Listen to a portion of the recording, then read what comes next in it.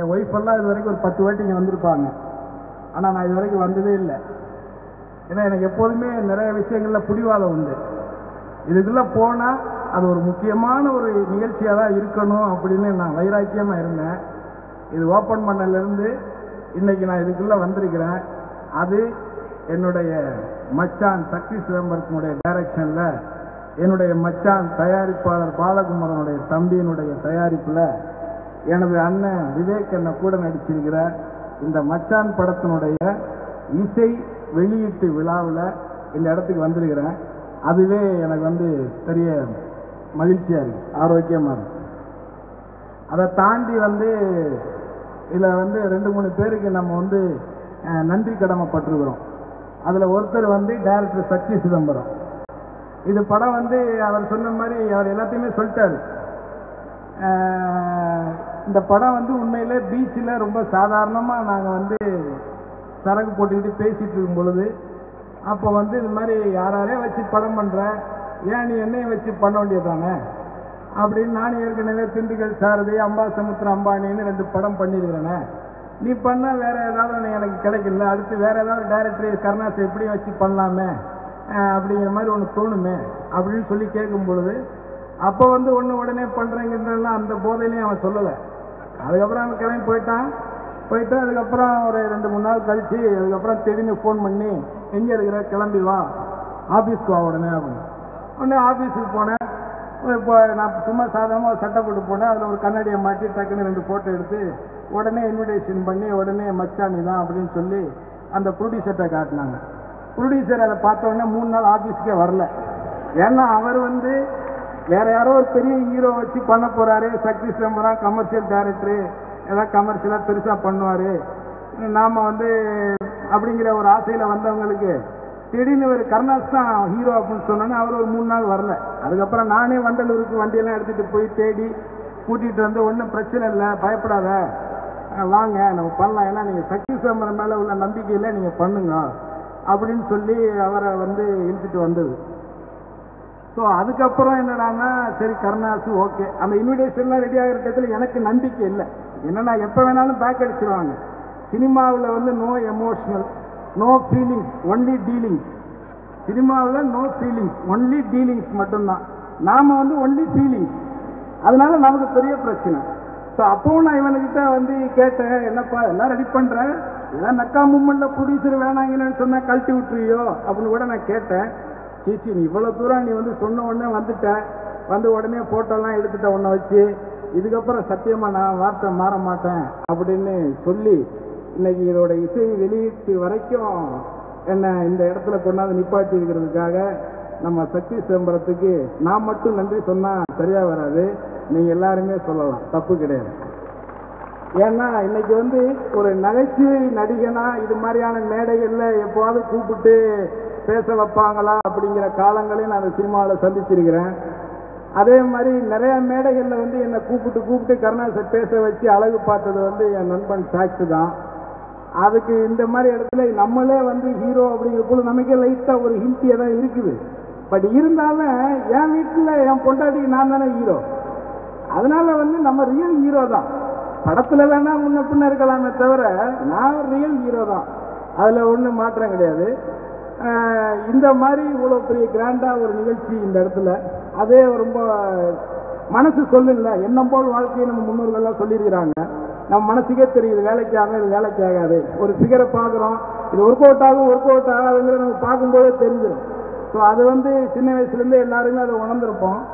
அந்த விஷயத்தில் நான் உண்மையிலே அப்படி உருவாகி இன்னைக்கு இவ்வளோ தூரம் கொண்டு எனக்கு எல்லா விஷயங்கள்லையும் எனக்கு நிறைய விஷயங்களை சொல்லி இந்த படத்தை ஒரு கமர்ஷியலாகவும் அதே நேரத்தில் என்னுடைய கேரக்டரேஷனில் அந்த ஒரு யதார்த்தமான ஒரு நடிப்பையும் என்கிட்ட கேட்டு வாங்கி ரொம்ப நல்ல படம். நம்ம நடிச்சிட்டோங்கிறதுக்காக பொய்யெல்லாம் நான் சொல்ல மாட்டேன். நல்லா இல்லைன்னா நல்லா இல்லைன்னே சொல்லக்கூடியவன் தான் நான்.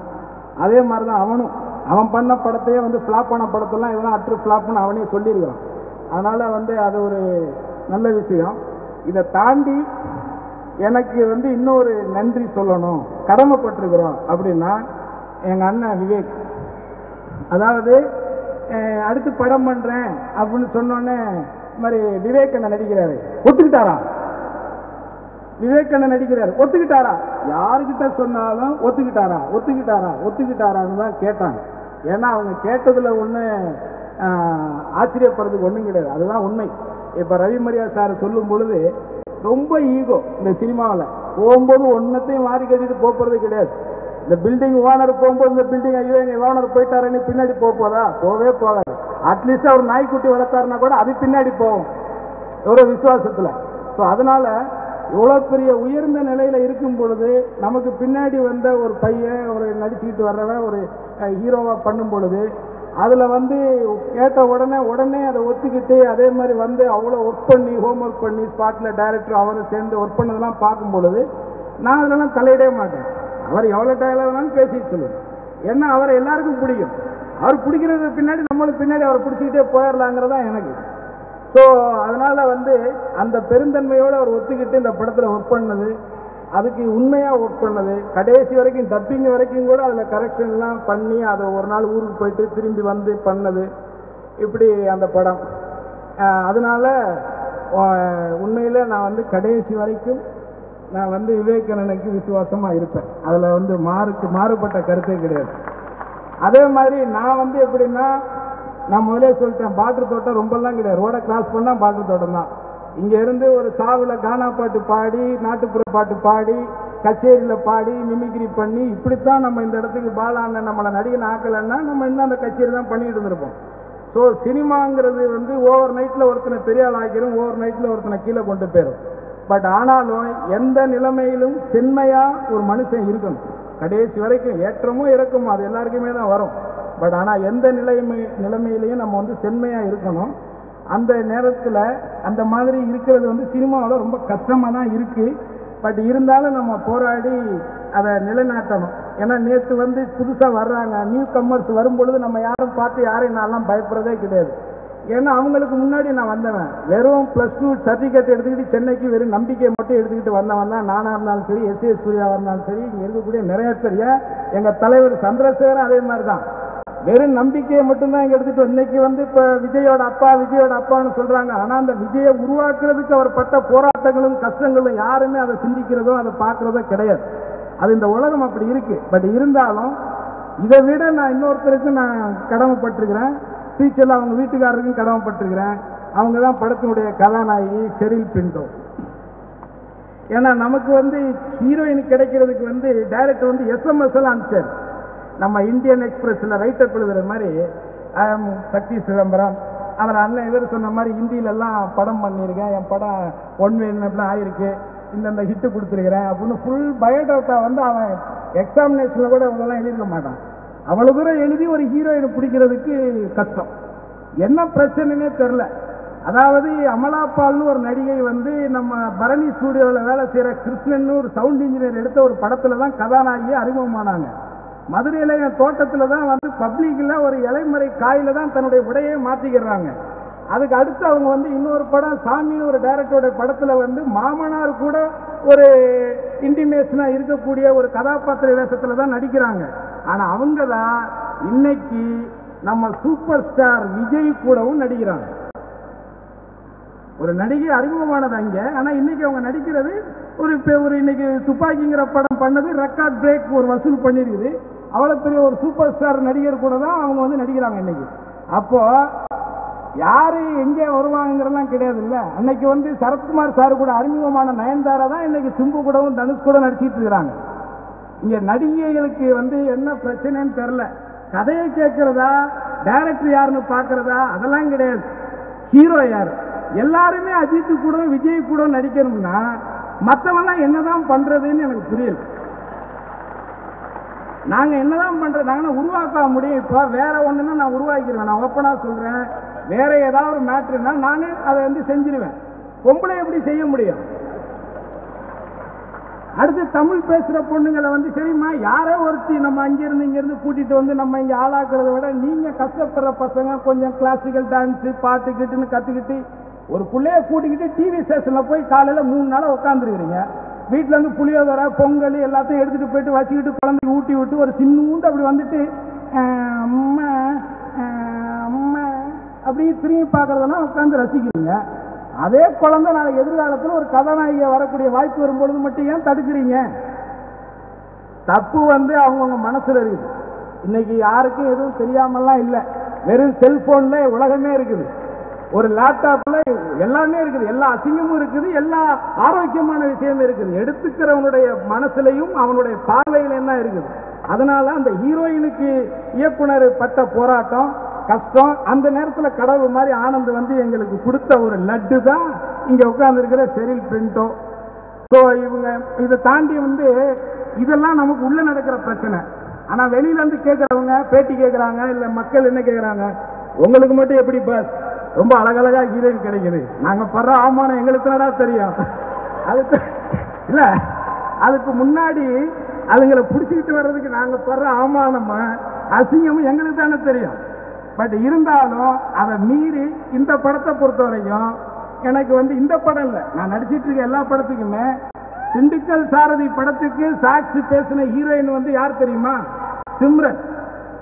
சிம்ரன் நடிக்க ஒத்துக்கிச்சு சார். அந்த டயத்தில் நீங்க நம்பின ஆச்சரியமா இருக்கும் உங்களுக்கு. ஒருவேளை கல்யாணம் ஆயிடுச்சுன்னு ஒத்துக்கிச்சா என்னன்னு எனக்கு தெரியாது. பட் ஆனா அன்னைக்கு வந்து சாட்சி பேசும்போது அந்த அம்மா வந்து அந்த மேடம் வந்து ஒத்துக்கிட்டாங்க. சம்பளம் ஜாஸ்தியா இருந்தது, அதனால வேணான்னு நம்ம பட்ஜெட் படம் பண்றோம் தாங்காதுன்னு சொல்லி ஒதுக்கிட்டோம். அதனால இந்த மக்கள் கேட்கும் பொழுது மட்டும் இது மாதிரி வந்து எப்படி பாஸ் உங்களுக்கு மட்டும் அழகழகா கிடைக்கிறாங்க அப்படின்னு சொல்றாங்க.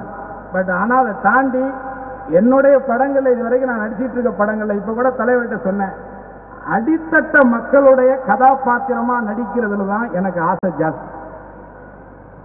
அந்த வெகு ஜனங்கள் யாரு? அவங்க தான். நம்ம ஒண்ணு நீங்க நடிக்க வரலன்னா என்ன பண்ணிருப்பீங்க? நான் அமெரிக்காவில் ஆஸ்திரேலியாவில் மாடு தான் மேய்ச்சி இருந்திருப்பேன் மேக்சிமம்.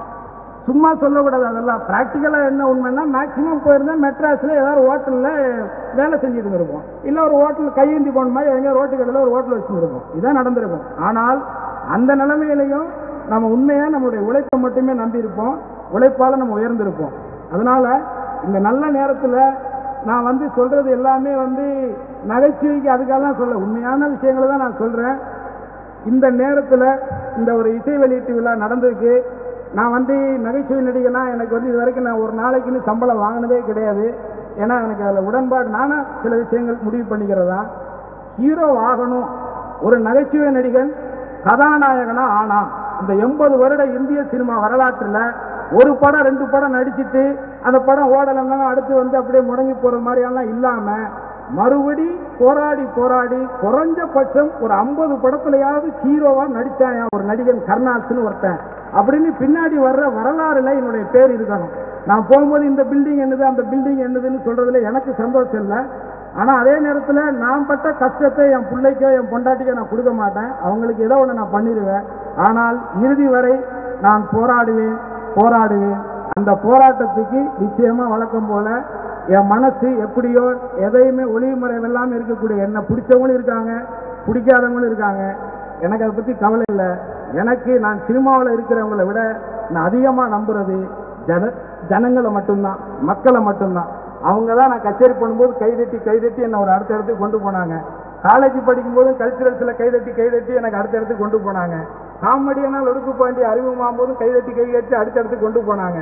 அதே மாதிரி சாக்ஸ் வந்து போராடி ஊரெல்லாம் ஒவ்வொருத்தன்ட்டையும் போய் கெஞ்சி கூத்தாடி என்னை ஹீரோவா சன் டிவி கலாநிதி மாறன் சார்கிட்டெல்லாம் போராடி என்னை வந்து அவர் ஹீரோவா அறிமுகப்படுத்தினார் திண்டுக்கல் சாரதிங்கிற படத்தில். ஸோ அந்த படத்தை பார்த்து தான் மக்கள் வந்து அடுத்த இடத்துக்கு இன்னைக்கு மச்சான வரைக்கும் என்னை கொண்டாந்துருக்காங்க. அதனால என்னுடைய ஆசை நிறைவேறணும். அதுக்கு இங்கே இருக்கக்கூடிய என் பங்காளி ஐயப்பன், அப்புறம் அண்ணன் யூஎஃப்எஸ் அண்ணன், பாய் அண்ணன், இவங்க எல்லாரும் என் கூட இருந்து இந்த படம் வெற்றி அடைகிறதுக்கு எல்லாருமே கடவுள்கிட்ட வேண்டிக்கணும். அதே நேரத்தில் என்னுடைய எண்ணங்கள், நான் நல்லா இருந்தால் ஒரு 4 பேர் நல்லா இருப்பாங்க. அதனால இங்கே இருக்கக்கூடிய எல்லாரும் என்னுடைய படங்கள் வெற்றி அடையணும் அப்படின்னு வேண்டிக்கணும் அப்படின்னு உண்மையோடவும் உரிமையோடவும் உங்கள் எல்லார்கிட்டையும் கேட்டுக்கிட்டு இங்கே வந்திருக்கிற கலந்திருக்கிற எல்லாருக்கும் என்னுடைய ஆயுள் காலம் வரை விசுவாசமாக இருப்பேன்னு சொல்லிக்கிட்டு உங்கள்கிட்ட